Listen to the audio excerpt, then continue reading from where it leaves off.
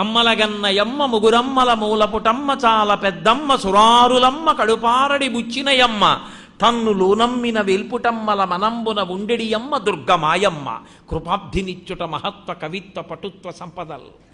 చిన్నపిల్లల దగ్గర నుంచి పెద్దవాళ్ల వరకు ఈ పద్యం ధారణలో ఉండాలి. అందరూ ఈ పద్యం చదువుకోవాలి. ఈ పద్యం చదువుకుంటే జగదంబ యొక్క అనుగ్రహం కలుగుతుంది.